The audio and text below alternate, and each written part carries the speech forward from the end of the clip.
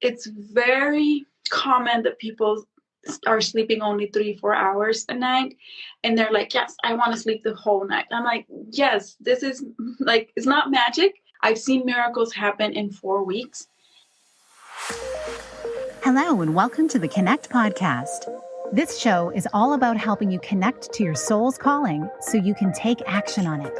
Because the sweetest success is a blend of discovering your purpose with the inner drive to bring it to life. I'm Sheila Botello, health coach, lifestyle entrepreneur, and mom of 2, best known for my online wellness programs, mentoring, and self-love passion. Listen in for inspiring interviews, solo chats, and Q&A sessions that will move you past overwhelm towards what lights you up. Stop accepting good enough and go for your version of great in your health, business, and relationships. Let's get started. Hello, and welcome to this live that is all about sleep. And I'm grateful to have with me today Monica LeBaron, who is an expert on sleep. She's a yoga therapist. You'll hear a little bit more about her background and what she does and the beautiful ways that she helps people with their sleep. And here she is now. We're going to let her in. Wonderful.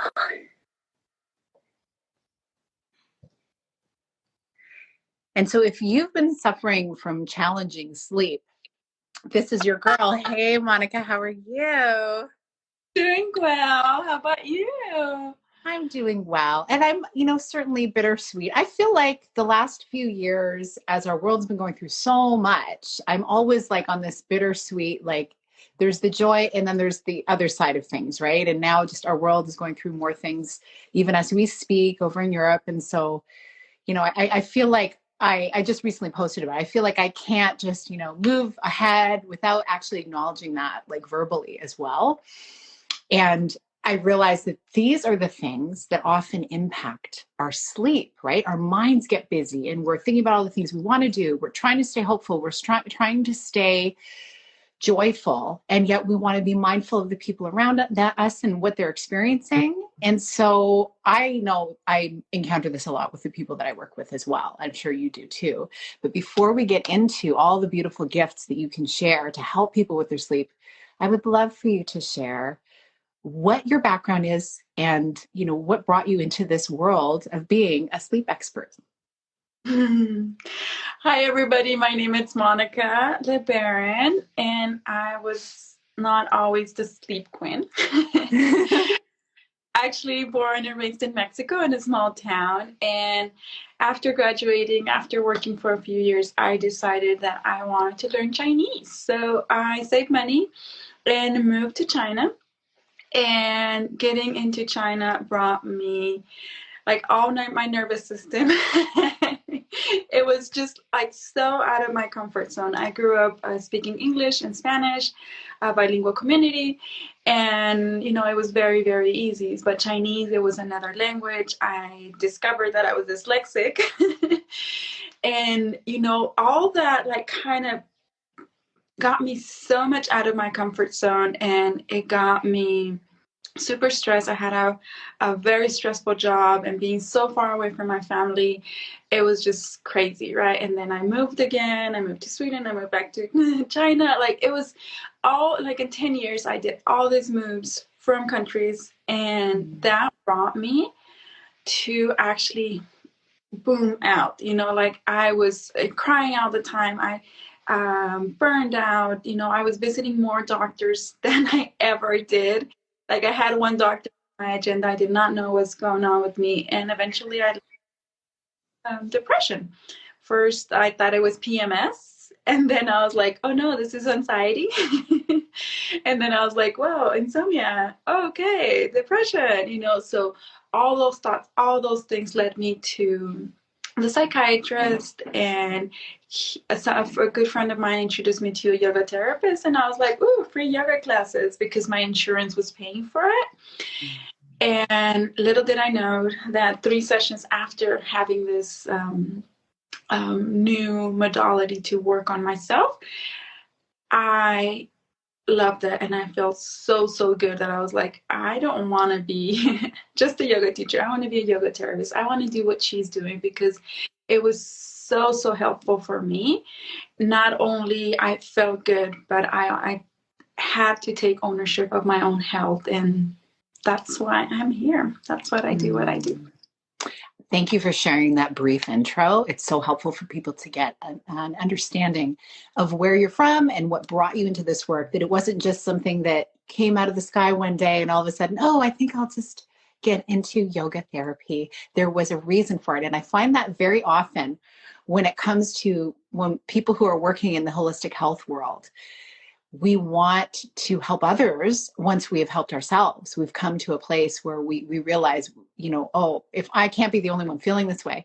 And if anyone watching and listening wants to hear the full story, I was so privileged to have Monica on the podcast a while ago. So you can go to episode 77 of the Connect with Sheila Batella podcast, and you can hear the full story. It's beautiful. I love the story. And I love how you followed your heart with your travels as well. And you left for one reason and got so many other gifts amidst all of the struggle. Like that always happens, right? There's gifts in the struggle, but things that were completely unexpected.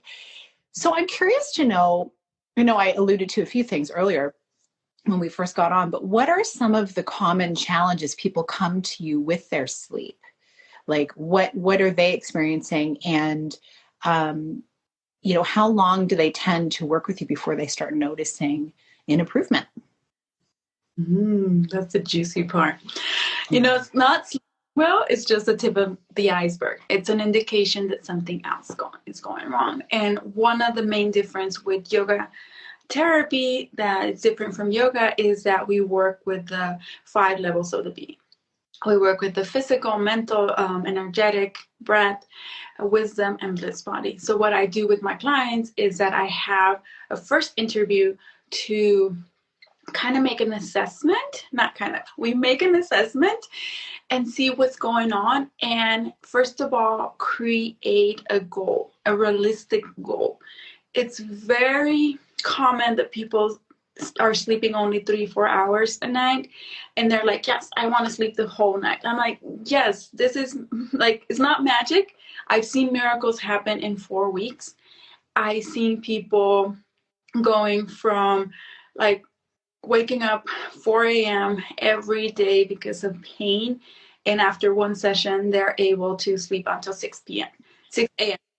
So 2 extra hours in just one session. I've seen a client, my last client, she was wearing a CPAP machine, and the machine marks how much you sleep. It doesn't mean it's straight. You wake up, move, and she was sleeping for 4 hours at night. And after 3 weeks, one session, she was sleeping 7. And that's honestly, amazing. And degree changes. That's the best part. Yeah. That's incredible. And I know so many women, all through the ages, but especially it seems like as we approach midlife, there's this, getting up at least once in the night to go to the bathroom or something, or just having lighter sleep. And I know based on our shifting, our lowering of progesterone levels, it impacts our sleep, etc. So what would you say to those people who are it seems like they habitually wake up at least once a night. And so they're kind of waking up in between the first phase of sleep and the second phase of sleep. What would you say to them? Actually, I had a client that she joined my Sleep Simplified program, and she joined because she was kind of retiring from her job and had the time, and she's like, well, I don't have trouble falling asleep. I sleep well. I was like, I have the time to do it. It's been calling to me. I'll do it. And later on, she's like, there was so many other things going on. She would wake up 3 or 4 times at night. Her problem was not falling asleep, but when she would wake up, it was harder for her to go back to sleep. And one of the things that I recommended to her is to, first of all, drink less water, before bed. Or bed, yes. Yeah. And dim the light. Either have a little small light in the bathroom, or if you can just wake up and go in the bathroom in dark, um, you can do that. And that turning on a light is just telling your body, hey, it's morning, wake up. So dimmer lights or candles or something that is not so strong, so your body can, and then you just go back to bed and just focus on falling asleep. I recommend a lot of mudras. I'm actually having a masterclass next week. So if you are looking for mudras, are hand gestures that you do with your body. Hand gestures that you could do to either relax or lift your energy. And I have really cool ones for bedtime. Wonderful. And actually, that was going to be my next question. How would you classify mudras? Are they hand gestures? That is what mudras are? Mm-hmm. Okay. Yes. It could be the word mudra can be gesture or seal. There's another word that I don't remember right now, but yeah. Mm-hmm. Mm-hmm.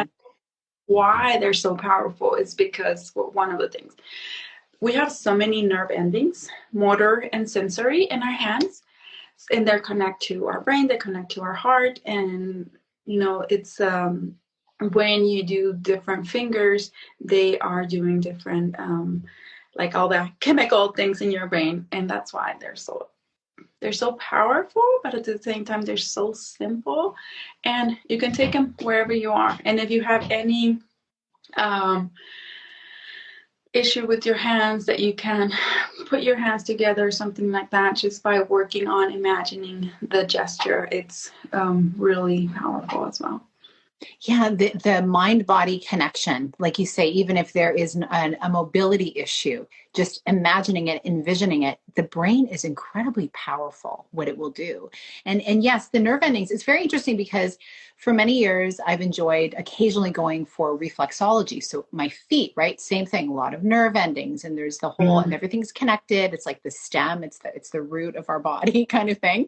And then I also got this little ring. I should have brought it with me, but it's like a little it looks like a ring, but it's tight when you put it on your fingers. It's like a spring, and you roll it up and down, kind of just rolling it on each finger, and it activates certain nerves and things on each finger to massage, to kind of stimulate, which then helps the part of the body that it is connected to help heal, to help release tension.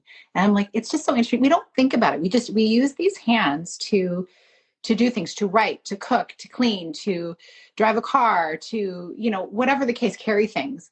We don't realize there's like a hidden world within them. So that is really interesting. And actually, I would love for you to share, how can people find out more about the masterclass on mudras and when it's happening and sign up for it, etc.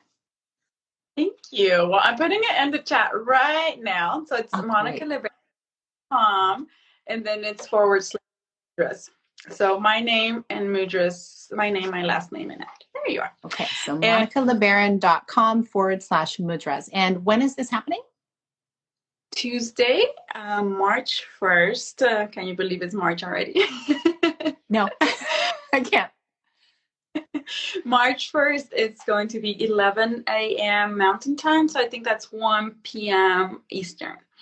And it's online, Zoom call. It's just 1 hour. And if you can't join live, there will be a replay for 1 week, only 1 week.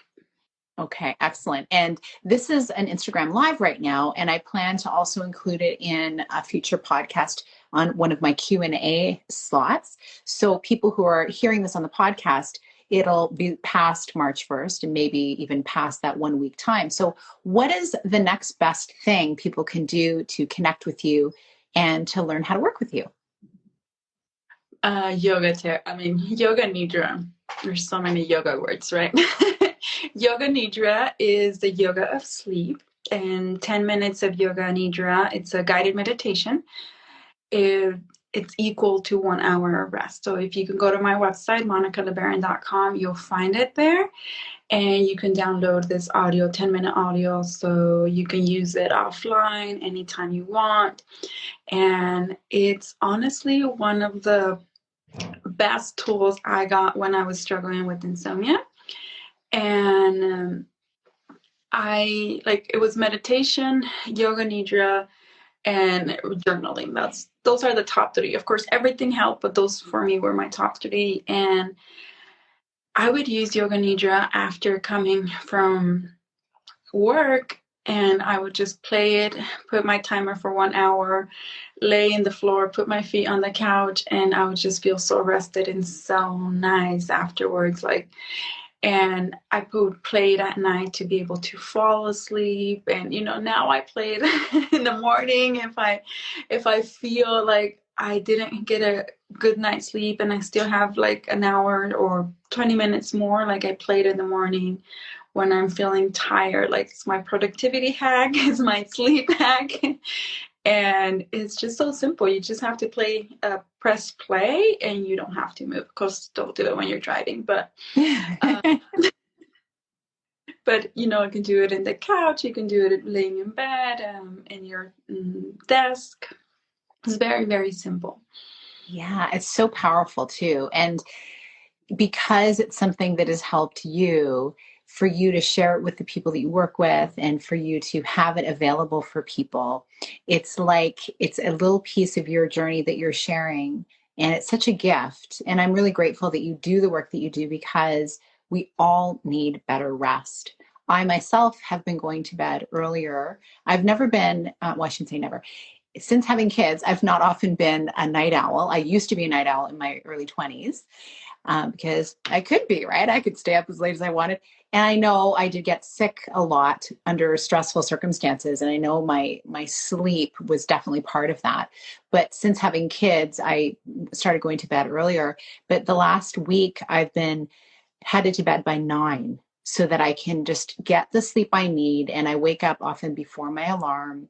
And if I need, sometimes you just need extra rest. It's like fill in those gaps ahead of time, right? Like there's always the opportunity there for us, because the evening, like, it's funny when I say to people, try and get up a little bit earlier in the morning if you're feeling like you need, to do more for your self-care routine. And they think, oh, I don't know if I could do that. But going to bed a little bit earlier, like, it's like, okay, I will not do some of these other non-essential things in the evening. Like some people, oh, this show that I like to watch or whatever, because we can get so addicted to like a series or something that we're watching.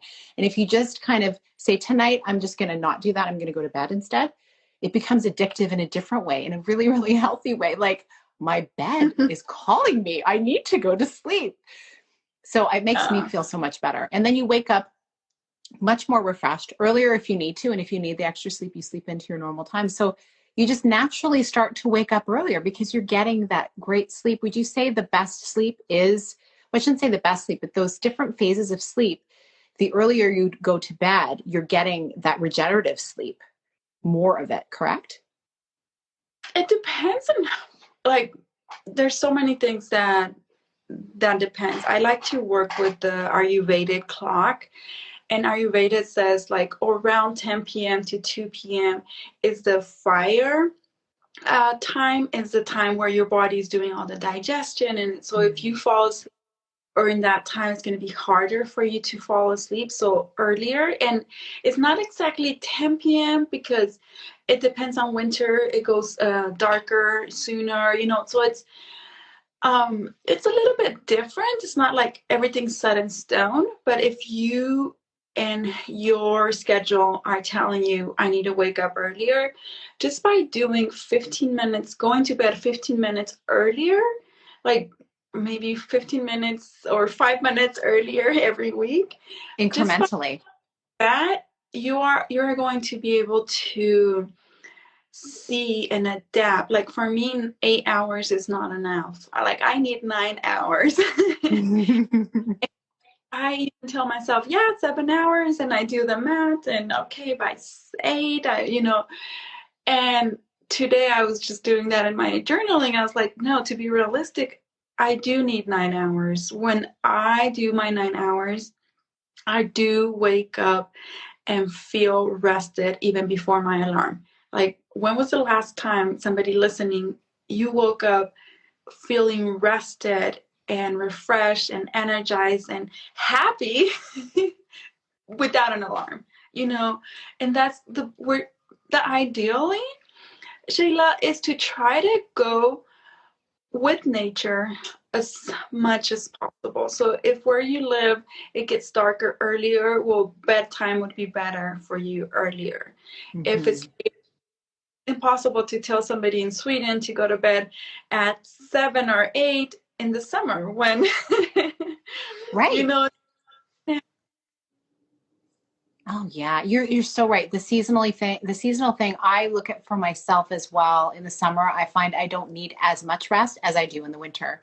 And so it's like listening to your body. And I feel like each season, and I love to tell people just as a baseline to find out what is their best amount of sleep, is to say, go to bed, like take a weekend, and if you have a way of not having interrupted sleep, like if you have kids, see if you can like have the kids go to sleep over at grandma's house or, a friend's house or something, and just have your bed to yourself, just to really find out what is your baseline sleep. Go to bed and just see what time you naturally wake up, and do that for a few days, and then get that idea. Is it 8 hours? Is it 8.5? For me, the sweet spot seems to be like 8.5. But then if I'm, say, on the first week of my menstrual cycle, it's going to be more like 9, maybe even 9.5. And the key is giving yourself what you need. And then you will find that each phase of your cycle will get easier and easier if you're getting the sleep that you need. So I love this idea of looking at it seasonally as well, so that little exercise I said, maybe testing it in the spring, testing it in the fall, testing it in the winter, and seeing, does it shift the amount of sleep you need? And then also the season of life you're in, right? Like it's going to shift in your 20s. Yeah, I didn't need as much sleep in my 20s, even though I know I could have used more. I didn't need as much as I do now, or as I did when I had kids, right? It all depends on your focus of life and, what you're spending your days doing. This is so helpful. And I'm so looking forward to people learning about these mudras, this simple way of being able to relax themselves so they can get the regenerative benefits of good sleep. Thank you so much for being here with me today. My pleasure. Thank you so much for all the work that you do. And honestly, since I've connected with you, I've learned so much. It's really good to have somebody that understands and spreads the word. And everybody, thank you so much for watching. Put in your comments if you have any questions, and I'll for sure come back and answer them. Yes, we'll make sure this is going to be up live on my page at Sheila Abatello. And so I'll make sure that I put in a little bit of detail, and then you can put comments in there, and that post will be tagged to Monica so she will see. And Monica, I'm grateful for your work, and I have likewise learned so much from you. It is a blessing to be on this wellness journey with you. Likewise. Have a wonderful weekend. All the best to you. You too. Thank you so much for being here with me on the Connect podcast. If you like this episode, please share it with someone you think would enjoy it. Also, if you head over to iTunes to leave a review, I'd be so grateful. Let us know what your favorite parts were and what you'd like to hear more of. It will help us have a greater impact, elevating many more people to grow and succeed together. See you next time.